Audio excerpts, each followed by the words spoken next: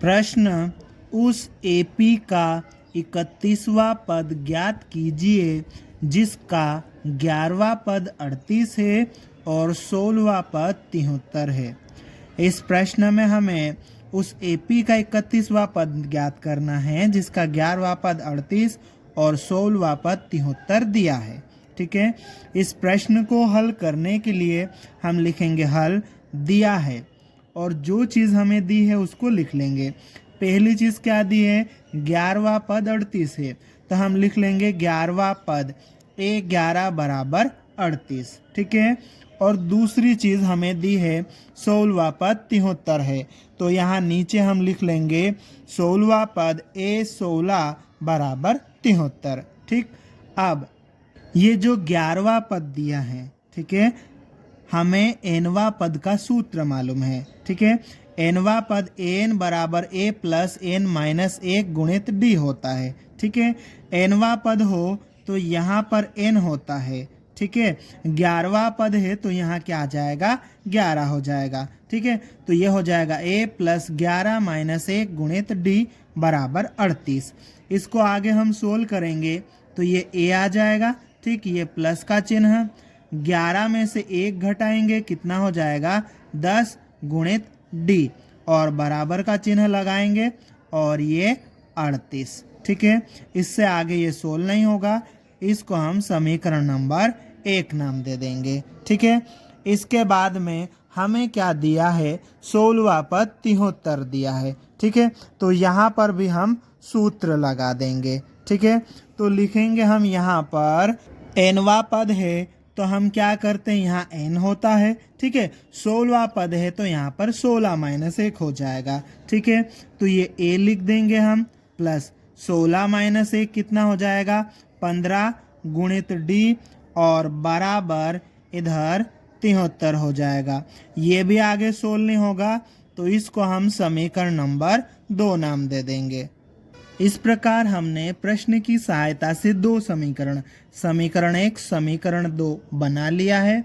अब इन दोनों समीकरणों को हम विलोपन विधि से हल करेंगे और विलोपन विधि से हल करेंगे तो देखो यहाँ पर दोनों जगह ए है तो इसको विलोपित करने के लिए हम सीधे लिख लेंगे अब समीकरण 1 और समीकरण 2 से, और उसके बाद में दोनों समीकरणों को लिख लेंगे और नीचे वाले समीकरण का चिन्ह बदल देंगे। ठीक है, ये प्लस का है तो माइनस हो जाएगा, ये प्लस का है तो माइनस हो जाएगा और ये प्लस का है तो माइनस हो जाएगा। ठीक है, अब ये प्लस का ये माइनस का 0 हो जाएगा। ठीक है, 10D माइनस 15D कितना हो जाएगा, ये माइनस 5D हो जाएगा। ये बराबर का चिन्ह हम लगा देंगे। ठीक है, अब 38 में से 73 घटाएंगे हम तो कितना आएगा, तो आएगा माइनस 35। ठीक है, माइनस 35। अब हमें d का मान निकालना है तो d के साथ में -5 चिपका हुआ है, बराबर के उधर जाएगा तो -35 के बटे में चले जाएगा। ठीक है, तो हम ये d लिखेंगे, बराबर का चिन्ह लगाएंगे, -35 इसके बटे में आ जाएगा -5। ठीक है, अब -35 को -5 से भाग देंगे तो कितना आ जाएगा, प्लस का 7 आ जाएगा। ठीक है, इस प्रकार से d का मान हमें कितना मिल जाएगा, 7। d का ये जो मान हमें मिला है इस मान को हम समीकरण 1 या समीकरण 2 दोनों में से किसी भी समीकरण में रख सकते हैं। समीकरण 1 थोड़ा सा छोटा है तो d का मान हम समीकरण 1 में रखेंगे। इसके लिए हम लिखेंगे d का मान समीकरण 1 में रखने पर और उसके बाद में समीकरण 1 को लिख लेंगे।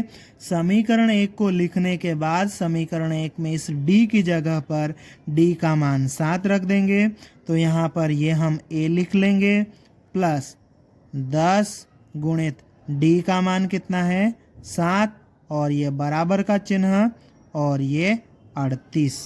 अब हम इसे आगे थोड़ा सा और सोल्व कर लेंगे तो ये a आ जाएगा। ठीक है, ये प्लस 10 गुणित 7 कितना हो जाएगा, ये 70 और ये बराबर का चिन्ह लगाएंगे और ये 38। हमें ए का मान निकालना है, ठीक है। तो हम ए लिखेंगे, बराबर लिखेंगे, ये 38 लिखेंगे। 70 बराबर के इधर है, उसको हम बराबर के उधर भेजेंगे। इधर ये प्लस का है, उधर जाएगा तो माइनस का हो जाएगा, ठीक है। अब ए बराबर 38 में से 70 घटाएंगे तो कितना आ जाएगा, -32, ठीक है। इस प्रकार से ए का मान हमें -32 मिल गया। डी का मान हमारे पास में 7 है ही।